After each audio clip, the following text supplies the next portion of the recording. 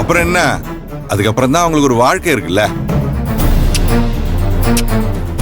அப்புறம் தான் என்ன திரும்பி பார்ப்பாங்க. அதுக்கப்புறம் நான் அவங்க முன்னாடி வந்து பண்ணுவேன்டா, அவங்களுக்கு பிடிச்ச மாதிரிலாம் நிறைய விஷயம் நான் பண்ணுவேன்டா, நிறைய விஷயம் பண்ணுவேன்டா. ஏன்டா நான் எவ்வளவு படம் பார்த்துக்கிறேன், ஹீரோ ஹீரோயின் எப்படி இம்ப்ரெஸ் பண்ணுவாங்கன்னு அது கூட தெரியாது எனக்கு. அவங்கள நிறைய இம்ப்ரெஸ் பண்ணி அவங்களுக்கு அப்படியே என் மனசுனா என்னன்னு அவங்களுக்கு காமிச்சு, வாழ்க்கைனா என்னன்னு சொல்லி அவங்களுக்கு புரிய வச்சு, கேட்டுக்கோ, first night, honeymoon, first baby, first year wedding ஆனிவர்சரின்னு அப்படியே வரிசையா மேல அப்படியே போவோம் பாரு டாப் கீர்ல நானு. அப்ப நான் மேல இருப்பேன், நீங்களே எப்படி பாப்பீங்க, அண்ணா வாழ்ந்துட்டு இருக்கியா மேல, செம்மையா வாழ்ந்துட்டு இருக்கா போல இருக்க அப்படின்னு எல்லாம் பாப்பீங்க மேல. ஆனா என்ன, அதுக்கு கொஞ்சம் நாள் ஆகும், கொஞ்சம் மாசம் ஆகும், கொஞ்சம் வருஷம் கூட ஆகும். ஆனா ஆகும், ஆகாமலாம் இல்ல. ஒரு மனுஷன் நல்லா மாறாமலாம் இருக்கவே முடியாது, கண்டிப்பா மாறுவாங்க. போதண்டா, அது வரைக்கும்ல கமிஷனர் புருஷன் அப்படின்னு ஒரு பேர் இருக்குல்ல, அந்த பேர் போதண்டா. அதை வச்சு நான் சந்தோஷமா வாழ்ந்துடுவேன். டேய் எப்பா, இதுல இந்த நாடகம் உங்க நாடக மேடையில ஒரு நல்ல விஷயம் நடந்தது. என்னன்னு தெரியுமா? கோவமா அவங்க போனதுக்கு ஒரு விஷயம் சொன்ன நீ, அவங்க போனதுக்காக ஒரு விஷயம் சொன்ன நீ. அது என்னன்னா, அவங்க உண்மையாவே நடிக்க தெரியாதவங்க, மூணாவது மனுஷன் கை மேல பட்ட உடனே எப்படி ஒதுக்கிட்டு போனாங்க பாருன, அவங்க ரொம்ப ட்ரூன அப்படின்னு சொன்ன பாரு.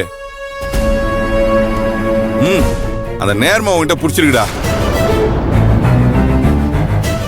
அது போதும். ஏய் கீழே வெயிட்டிங், நான் போய் அப்படியே அவங்கள இம்ப்ரெஸ் பண்ணி அப்படியே ஜாலியா ரிசப்ஷனுக்கு ஸ்டேஜ்ல போய் நிக்கிறேன். நட்சத்திர ஜன்னலில் வானம் எட்டி பாக்குது, சிறகை விரித்து பரப்போம், சிறகை விரித்து பரப்போம்.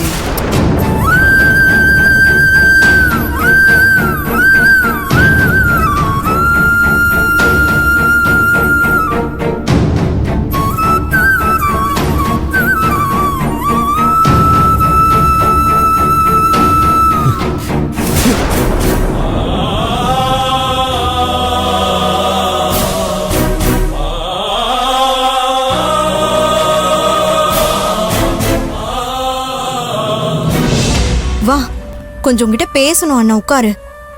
அண்ணா, நீங்க யாரும் இந்த கல்யாணத்துக்கு வர மாட்டீங்க, நானும் எப்படி போறதுன்னு குழம்பிக்கிட்டு இருந்தேன். ஏன்னா கல்யாணத்துக்கு வராம இருந்துட்டு எங்கேயாவது பெரியம்மா கண்ணில் பட்டுட்டா என்னை தொலைச்சு எடுத்துருவாங்க. சரி, முகூர்த்த நேரத்துல பேருக்கு தலைய காட்டிட்டு வந்துடலான்னு தான் இருந்தேன்.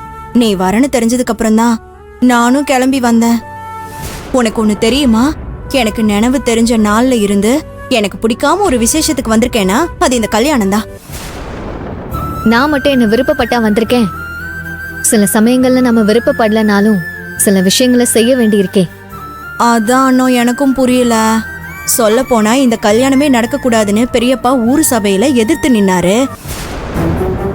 நீயும் பெரியப்பாவும் இந்த கல்யாணத்துக்கு வரமாட்டேன்னு தானே சொல்லிட்டு இருந்தீங்க. ஆனா இங்க வந்து பார்த்தா கதையே மாறி போயிருக்கு. நீ குடும்பத்தோட ஆளா வந்து நிக்கிற. வந்தது மட்டும் இல்லாம முன்ன நின்னு எல்லா வேலையும் செஞ்சுக்கிட்டு இருக்க.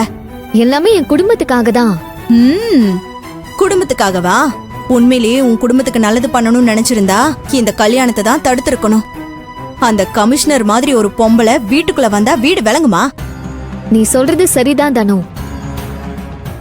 அந்த ரம்யா ஒரு சைக்கோ.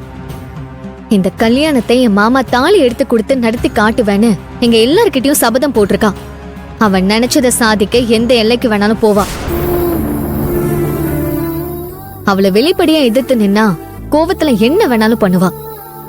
அப்படி அவ பைத்தியக்காரத்தனமா ஏதாவது செஞ்சா அதனால வர பாதிப்பு எங்க குடும்பத்துக்கு தான். அவ கிட்ட இருந்து எங்களை நாங்க காப்பாத்திக்க வர வழி தெரியல. அதனாலதான் அவ ஆசைப்பட்ட மாதிரியே என் குடும்பத்தை எங்க கூட்டிட்டு வந்திருக்கேன். சூப்பர்.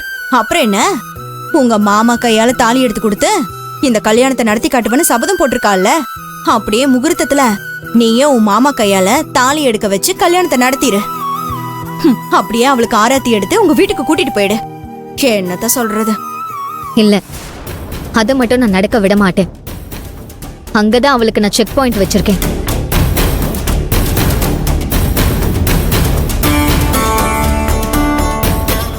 என்ன சொல்ற? ஆமா தனு, எல்லாமே அவ விருப்பப்படி நடந்தா அவ எதுவும் ஏடாகூடமா யோசிக்க மாட்டா. அப்படியே முகூர்த்த நேரம் வரைக்கும் அவ கூடவே இருக்கிற மாதிரி காட்டிக்கிட்டு முகூர்த்தத்துக்கு அரை மணி நேரத்துக்கு முன்னாடி நாங்க மண்டபத்தை விட்டு போயிடுவோம்.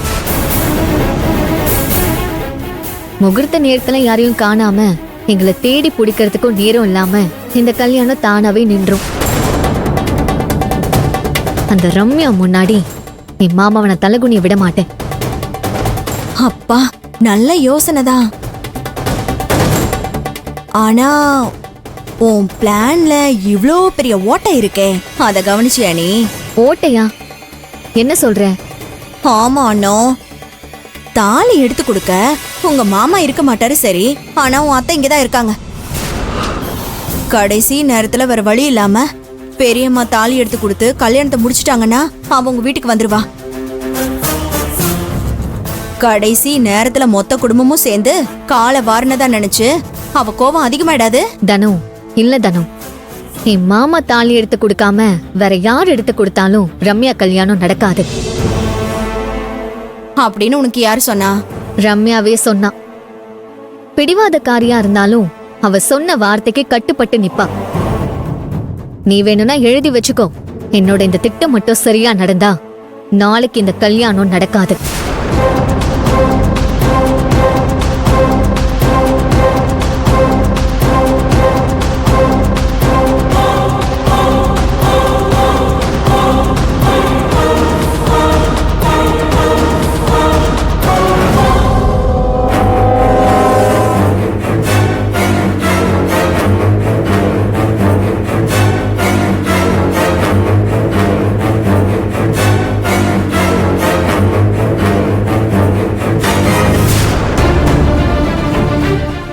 அண்ணத்தோட பிளான் என்னன்னு தெரிஞ்சுக்க அவளை ஃபாலோ பண்ணது நல்லதா போச்சு.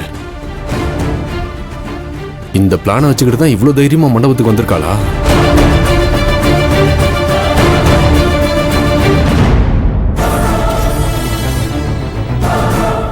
மேடத்துக்கிட்ட இதை போன்ல சொல்ல வேண்டாம்,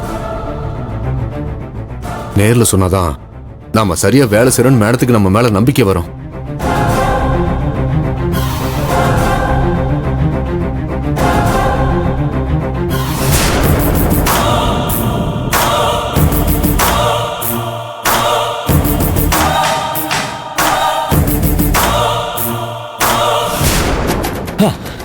அடடடடடா, என்ன புது மாப்பிள? ரெடியா? ரிசப்ஷன் போலாமா? ஒவ்வொரு வேலையும் பார்த்து பார்த்து அக்கறையாகிற மாதிரியே பண்ற. இதெல்லாம் எதுக்குன்னு எனக்கு நல்லாவே தெரியும்டா. டேய் தம்பி, ஆனா ஒண்ணு, நீங்க நினைக்கிற மாதிரிலாம் இந்த கல்யாணம் நடக்காமலாம் போகாது.